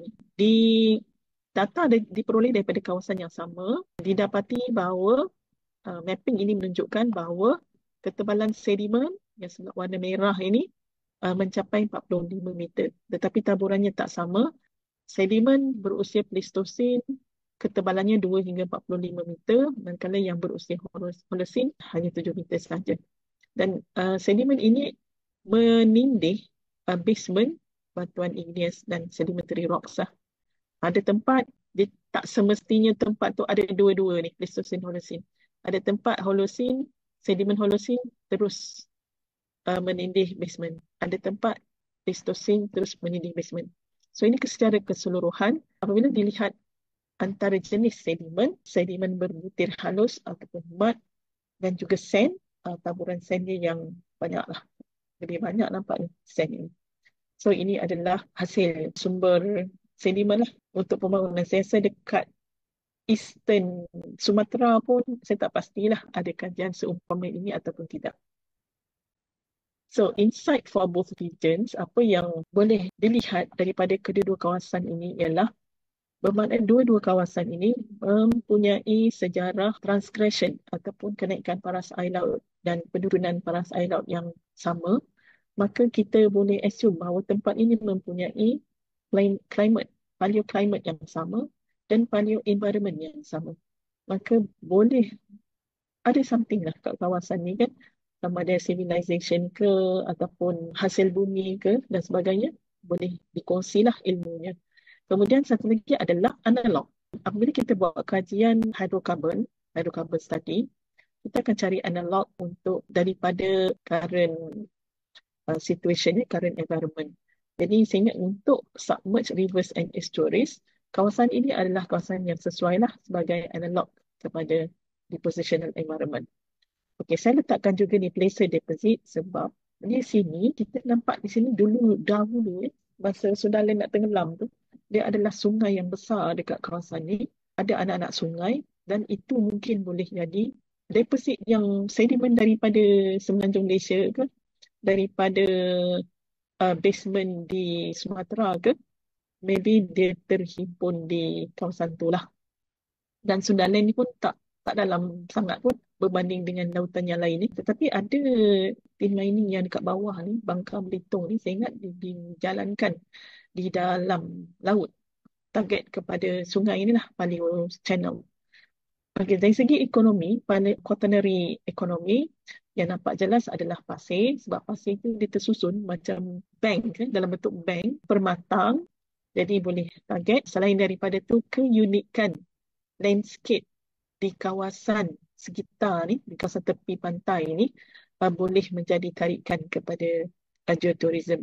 Saya tak pasti apa yang ada di timur Sumatera ini adakah sama dengan yang ada di pantai coastal area di Malaysia ataupun tidak. Kita boleh lihatlah. Dan sekarang kesimpulannya adalah quaternary geology di Peninsula Malaysia dan Strait of Malacca, Selat Melaka, Peninsula Malaysia dan juga Sumatera sebenarnya boleh dikorelasikan sama. Sebelah timur lah, bukannya barat. Bahagian barat ni tektonikly aktif, tapi saya melihat di kawasan timur Sumatera dan bahagian barat Semenanjung Malaysia. Jadi saya rasa itu sahajalah possible correlation studies between two regions. Terima kasih. Saya serah semula kepada Dr. Safina. Okey, so terima kasih Dr. Habibah. Okey, jadi Alhamdulillah sangat menarik pada hari ini kerana kita mendengar perkongsian tadi Prof Yahdi bawa daripada awal sampailah yang recent disambung oleh Dr. Habibah. Memang ada correlation antara Sumatera dan juga Semenanjung Malaysia. Jadi untuk pengetahuan semua, hari ini saya kira paling ramai partisipan untuk technical talk which is 202 orang ya. Terima kasih diucapkan pelajar-pelajar pada ITERA, pelajar pada UKM. Saya ada nampak juga tadi mantan pensyarah geologi, Dr. Ghani, industrial player. Kita buka kepada soalan Okey, so soalan yang pertama daripada Miftahul Jannah dari ITERA. Assalamualaikum, Waalaikumsalam. Dari izin bertanya pada Prof Yahdi terkait perkembangan penelitian ilmu geobumi baik di wilayah Sumatera maupun Malaysia, studi penelitian geoarkeologi mengenai rekonstruksi lingkungan paleo atau kuarter keberadaan Sundalandia atau landas jalur migrasi kuarter. Bagaimana penelitian terbaru mengenai rekonstruksi lingkungan purba paparan Sunda selama kuarter dapat membantu memahami jalur migrasi manusia kuno? Bisa saya jawab langsung? Prof jawab dulu lah. Jadi soalan lain lepas ni. Baik. Terima kasih. Soalan atau pertanyaan yang sangat bagus, menarik ya, tapi tidak mudah untuk menjawabnya. Tapi karena ditanya harus dijawab. Jadi begini, Sundaland tadi juga sudah disampaikan oleh Dr. Habibah. Kita bersepakat, Dr. Habibah ya, bahwa Sundaland ini terjadi atau terbentuk semasa terjadi sea level drops. Sepanjang quaternary bahkan. Karena kalau melihat kurva turun naiknya paras laut, itu terlihatnya semacam siklus atau cycles ya. Hampir tiap berapa ratus tahun begitu ya. Dasar semasa quaternary atau Pleistocene. Jadi ketika 11.000 kurang lebih tadi, Sundaland itu menjadi wilayah darat, wilayah landmass di mana terjadi penurunan paras laut yang sangat besar. Kalau kita lihat kedalaman rata-rata di Sundaland atau di Laut Jawa atau wilayah Sundaland tadi, rata-rata kedalamannya itu berkisar antara 90 sampai 100 meter. Sedangkan masa 18.000 tahun silam, yaitu akhir dari late glacial ya, maksimum, itu mencapai paras laut itu ada di minus 120 meter.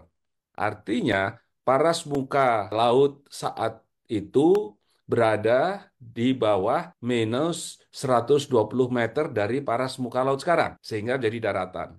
Kondisi seperti itu tidak hanya terjadi di masa last maximum glacial, tetapi terjadi sepanjang quaternary atau Pleistocene. Tentu ada tadi siklus beberapa ratus ribu tahun. Nah, Nah, kemudian berulang lagi. Dan masa-masa seperti itu tentu tidak cukup 1 atau 2 hari kemudian berubah menjadi laut kembali. Tetapi cukup mungkin juga 100-200 tahun atau 1000 tahun, 200.000 tahun menjadi daratan. Nah, kalau 100 tahun, 200 tahun itu sudah cukup masa-masa kehidupan yang berkembang. Apalagi kalau siklusnya itu berjalan berkisar antara 100.000 atau 200.000 tahun setiap masa perubahan tadi. Kita bisa bayangkan kalau 100-200 ribu tahun itu sudah masa Homo sapiens. Karena awal Homo sapiens itu sekitar 300.000 tahun mulai muncul Homo sapiens. Jadi kalau ada masa sea level drop di Sundaland, dan itu siklus setiap katakanlah misalkan 100-200 tahun, itu kita bisa bayangkan terjadinya pergerakan manusia ya atau makhluk ya apakah manusia maupun binatang dari mainland Asia ke arah Asia Tenggara melalui 2 jalur yang saya sampaikan tadi.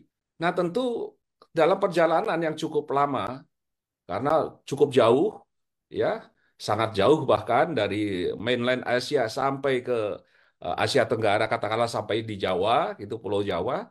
Tentu terjadi apa? Ada kematian, ada penyakit, dan sebagainya. Dan tentu ada produk-produk budayanya, yaitu stone tools maupun bone tools, shell ya, dari molus gitu ya, dari yang digunakan sebagai cengkarang tadi, sebagai alat juga. Dan itu bisa saja tinggalan-tinggalannya itu berada di laut sekarang, karena tertutup oleh laut yang sekarang dalamnya 100 meter. Jadi kalau pertanyaannya apakah ada penelitian di daerah Sundaland? Banyak penelitian, tetapi yang sekarang tetap berupa pulau-pulau. Karena tidak mungkin kita melakukan penggalian excavation arkeologi di laut yang dalamnya 100 meter. Meskipun ada underwater archaeology, itu maksimum sekitar 30 meter, 50 meter. Dan mahal biayanya. Ya, peralatan untuk diving itu sudah mahal, untuk excavation-nya juga mahal, sehingga perkembangan research atau studi arkeologi di daratan atau di Sundaland yang sekarang tertutup oleh air laut itu tidak atau belum pernah dilakukan, kecuali di wilayah-wilayah yang masih daratan, yaitu di Bangka Belitung. Saya dengan tim dari Australia, dari Griffith University dan Queensland University, itu ke daratan sekitar Kepulauan Riau, pulau-pulau kecil di daerah Riau. Kemudian juga mempelajari, menarik sekali tadi kajian dari Dr. Habibah, adanya sea level changes selama sekian ribu tahun yang lalu di pantai barat Semenanjung Malaysia dan pantai timur Sumatera. Ada kesamaan gitu ya. Karena muka paras laut itu turun pasti ya bersamaan ya. Tidak pilih-pilih tempat. Di pantai barat Malaysia turun parasnya, di Sumatera masih tetap gitu. Dia pilih ya.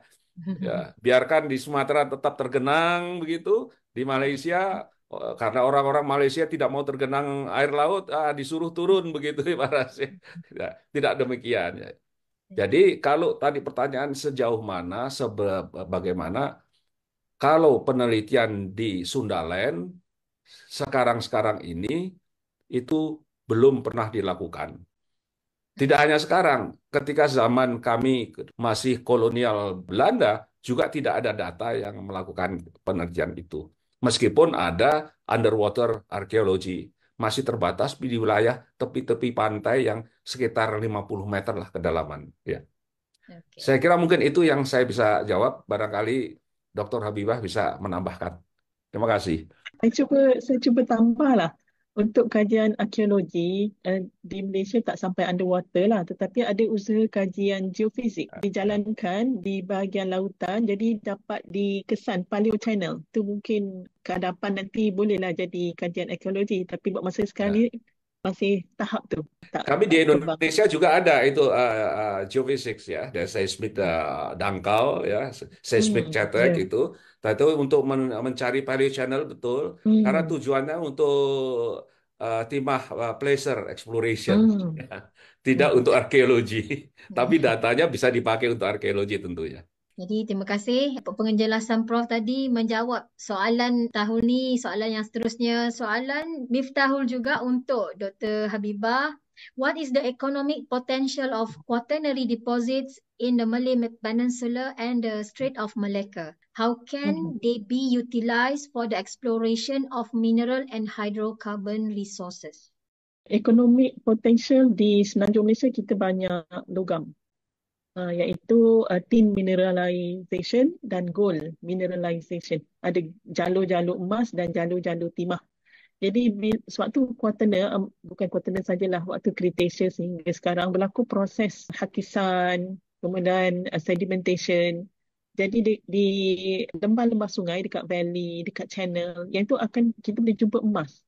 Emas dan juga timah. Itu kalau nak cari, kena cari dekat channel lah. Tapi di pasir, kalau recent sediment lebih kepada sand resources. Sebab di Malaysia ni kita pesat membina bangunan, rumah, development sangat pesat. Jadi kita perlukan pasir untuk membina bangunan satu lagi untuk menambak tanah. Jadi pasir lah sekarang ni yang sought after sekarang Selat Melaka. Saya rasa itu yang utama lah. Okey, soalan seterusnya daripada Nur untuk Dr. Habibah. Bagaimana kita nak differentiate alluvium quaternary di bahagian barat semenanjung Malaysia, iaitu jalur barat dan timur semenanjung Malaysia, iaitu Eastern Belt, berdasarkan taburan formasi usia quaternary yang sedia ada bermula daripada Pleistosen ke Holocene, dalam braket simpang gula dan beruas. Itu soalan pertama. Kalau ikut rule stratigrafi, sepatutnya bila kita buat kajian dekat Eastern ke dekat kawasan geografi yang berbeza, kita kena namakan formation itu mengikut daerah tempat tu. Tapi untuk masa sekarang ni, asas kepada formasi simpang, gula, seterusnya itu ada 4 formasi tadi, dilakukan di Kuala Kurau, Perak. Dan mana-mana sahaja sedimen yang mempunyai ciri-ciri yang sama dengan sedimen di Kuala Kurau tadi, dipetakan sebagai formasi itu juga. Walaupun di Terengganu kita letak dia sebagai formasi simpang. Walaupun di Johor kita letakkan sebagai formasi gula. Macam itulah sekarang yang kita buat sekarang. Tapi sepatutnya kena lebih detail lagi. Walaupun ciri-cirinya sama, kalau di Johor tu kena nama lain lah, bukan nama yang di Perak tadi.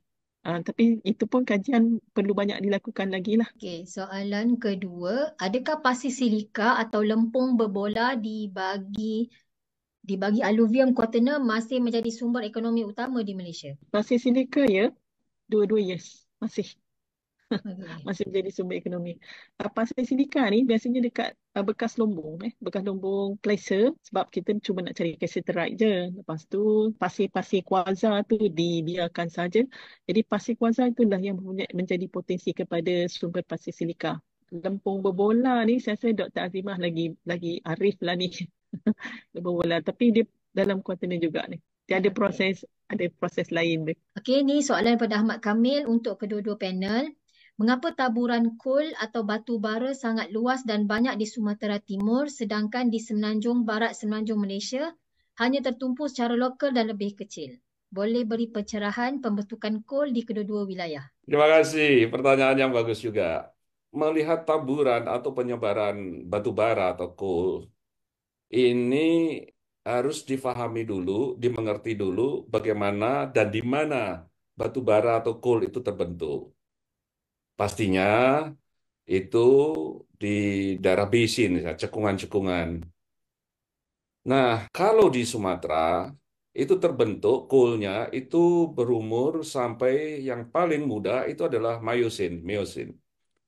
Sedangkan ada yang muda, yang Pleistosen, tadi Dr. Habibah juga ada yang Pleistosen, tetapi sangat muda dan kurang ekonomis kalau pertama ya. Nah, kondisi paleogeografi ketika terbentuk cekungan-cekungan tersieri itu kalau di Sumatera itu luas. Karena bagian timur Sumatera pada kondisi tersieri itu slope-nya itu relatif lebih landai dibanding di sebelah barat yang lebih curam. Mengapa lebih curam? Karena terjadi subduction, ya, sehingga batuan-batuan secara morfologi itu lebih curam dan batuannya batuan keras, sehingga proses geomorfiknya juga membentuk bentang alam atau morfologi yang curam. Sedangkan di timur itu relatif lebih stabil sehingga proses erosinya arah-arah sedimentasinya banyak yang ke arah timur. Itu yang menyebabkan kemudian terjadi erosi yang sangat intensif ke arah timur yang kemudian membuat landai.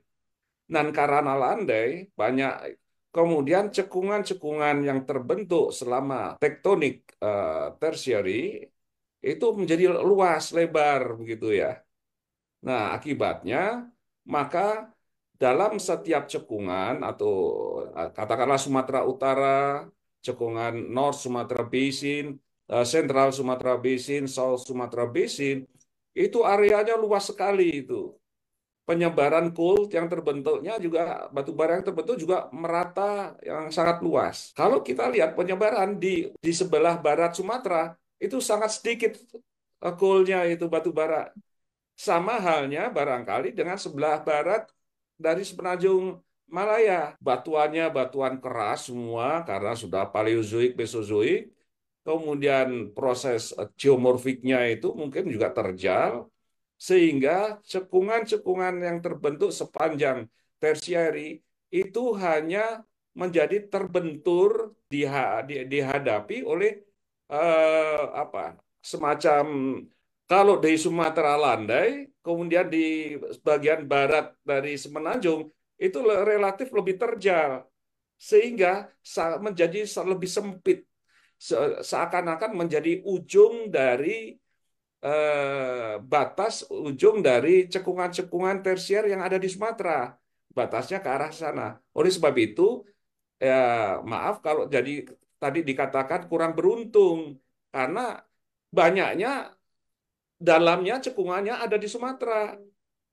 Tidak hanya coal saja ya atau batu bara, tetapi juga oil and gas.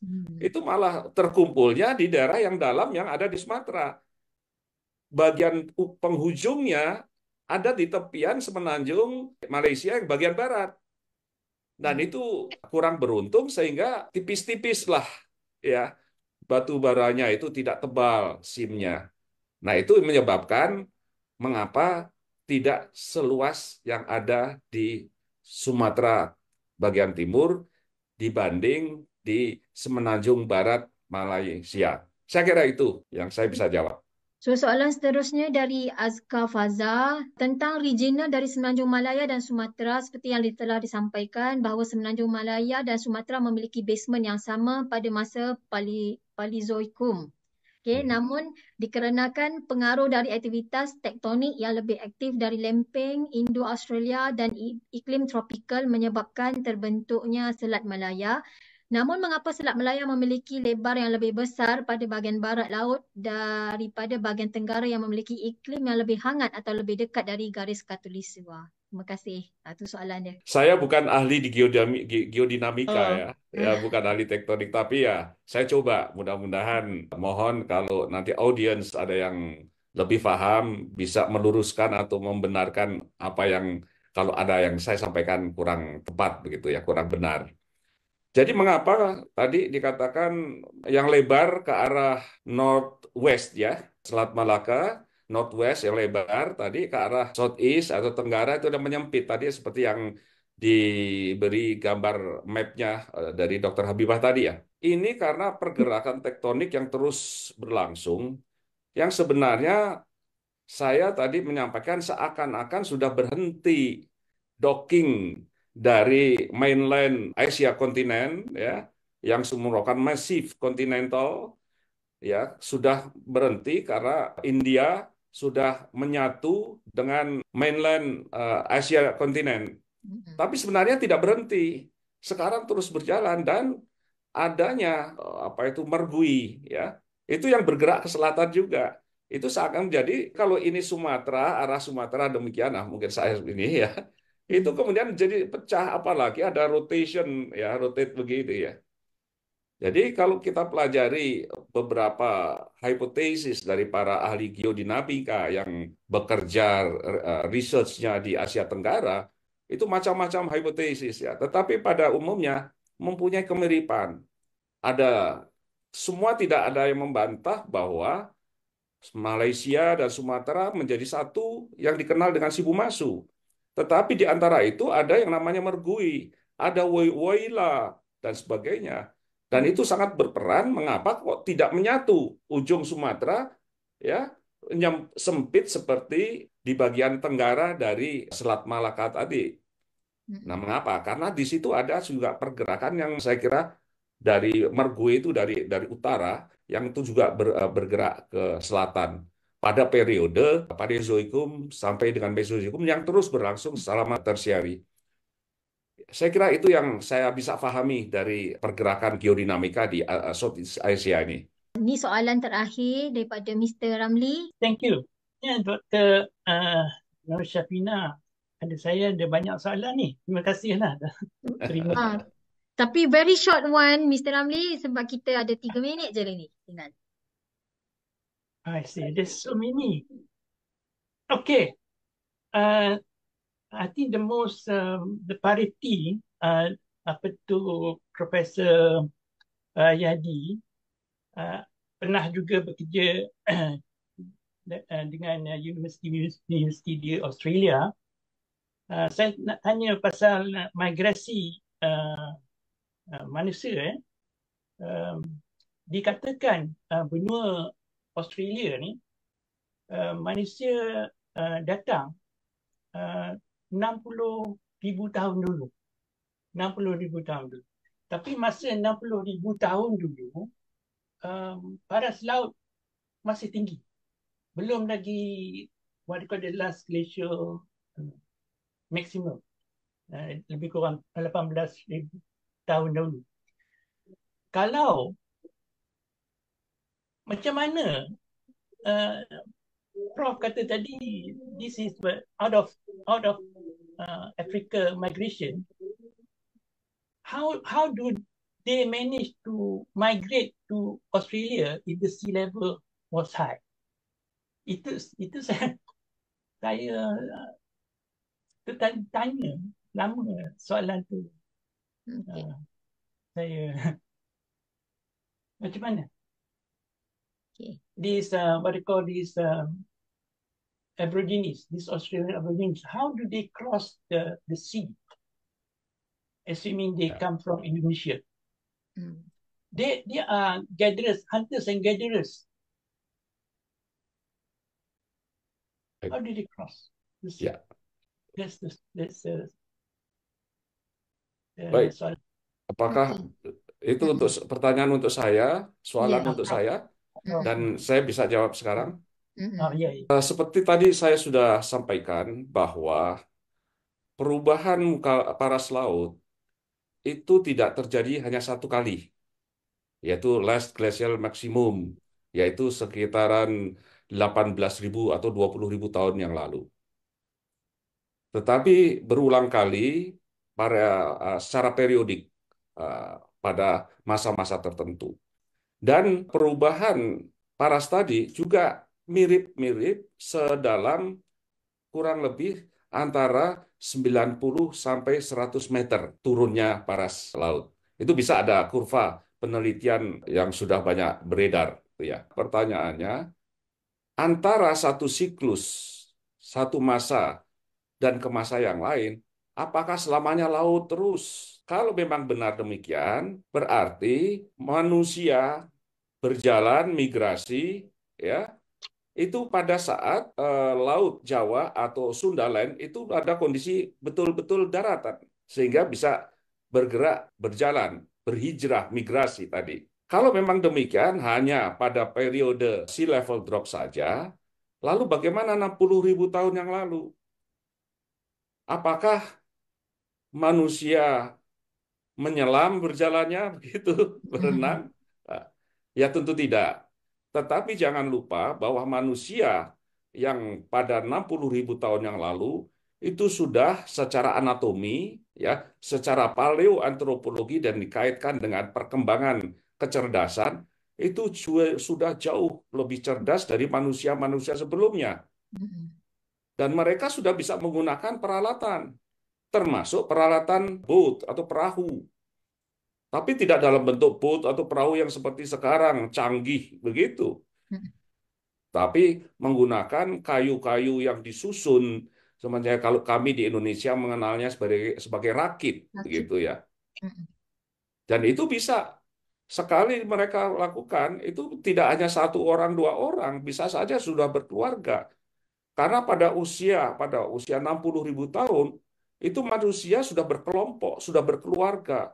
Dan umumnya yang di daratan itu menghuni di gua-gua, bukan open air, hunian open air, tapi sudah di gua-gua, di ceruk, di shelter. Nah, mereka sudah berkeluarga, sehingga ketika mereka mencari daerah yang lebih nyaman, itu tidak satu orang, dua orang, tetapi satu kelompok. Dan itu menggunakan perahu. Dan ada bukti yang kami kemudian sudah publish di Nature tahun 2017 kalau tidak salah, itu di gua di Lidah Air di Sumatera Barat. Itu ada bukti pada umur 60.000 tahun yang lalu, itu adalah masa-masa pertama kali Homo sapiens masuk di Pulau Jawa. Itu ada buktinya, ada di gua. Dan itu gua ini yang sangat terkenal karena pertama kali Eugene Dubois melakukan penelitian di sana, tidak berhasil. Dia mendapatkan fosil gigi, ya, Graham, yang dianggap itu punya gigi dari orangutan, tetapi ternyata setelah kami pelajari ulang, itu adalah gigi manusia. Dan kami mendapatkan yang lain lagi. Sehingga kami intensif melakukan penelitian di gua-gua di Sumatera Barat, ya, itu dengan tim dari Griffith dan Queensland University dari Australia. Itu kemudian menjadi bukti bahwa ada manusia berumur 60.000 tahun yang lalu. Dari mana asalnya? Ya pasti dari Asia. Nah, kalau Asia menyeberang lewat selat yang paling sempit tadi, Selat Malaka. Bagaimana menyeberangnya? Kan masih kondisi laut 60.000 tahun yang lalu. Las glasial itu 20.000 tahun. Tidak mungkin dia menunggu 20.000 tahun untuk bisa menyeberang di daratan, kan? Caranya bagaimana? Faktanya, datanya ada. Ada alat batunya, ya, ada fosilnya, ya pasti ada kemampuan manusia pada waktu 60.000 tahun yang lalu menyeberang laut. Dengan apa? Ya, interpretasinya menggunakan peralatan, yaitu dengan rakit. Tidak mungkin berenang, ya, tapi menggunakan rakit. Saya kira seperti itu. Tidak harus menunggu sampai sea level drop lagi. Sampai 20.000 tahun baru dia menyeberang. 20.000 tahun itu sudah mati satu kelompok itu. Sudah berapa generasi, kan? Kira itu yang saya bisa jawab. Mohon maaf jika kurang memuaskan. Dengan itu, harap dapat menjawab soalan daripada saudara Ramli. Dan mohon Dr. Syafida, saya nak respon mengenai soalan Azkar tadi. Sebab yang bahagian bawah soalan tu, saya nampak macam dia nak tanya pasal kaitan iklim dengan saiz Selat Melaka. Tapi jawapan saya ialah saiz Selat Melaka tidak ada kaitan dengan iklim. Sebab area tu semua khatulistiwa. Jadi apa yang menyebabkan selat tu berbentuk corong, sempit lebar di atas, sempit di hulu, di bawah, sebab bahagian core kepada Sundaland adalah di bahagian selatan. Dan bahagian utara tu kita dah jumpa dengan Laut Andaman. Jadi kalau lautan masuk, sea intrusion, air laut masuk, dia akan masuk dalam muara sungai. Estuary. Jadi memang mulut estuary itu lagi lebar lah daripada hulu sungai. Itulah sebabnya. So, itu ada sedikit penambahan lah untuk soalan bagus, tadi. Bagus, ya. Yang terakhir sebagai token kenang-kenangan, kita buka, minta semua partisipan untuk on camera dan Urus Setia mungkin boleh ambil gambar. Boleh. Baik, 1, 2, 3. Page lain tiada, hanya page 1, 2 je lah. Okey. Alright. So dengan itu berakhirlah sesi ceramah teknik kita pada kali ini. Jadi terima kasih kepada semua yang turut menjayakan ceramah teknik ini. Jadi jangan lupa InsyaAllah ada rezeki kita bertemu di sesi yang lain. So, terima kasih banyak Prof. Yahdi, Dr. Terima Habibah. kasih juga. Okay. So, insyaAllah ada rezeki kita boleh nanti jumpa sama ada di Sumatera ataupun di UKM ya Prof. InsyaAllah. Okay. Siap, siap. Ya, okay. So, terima Ya. kasih semua. Assalamualaikum warahmatullahi wabarakatuh.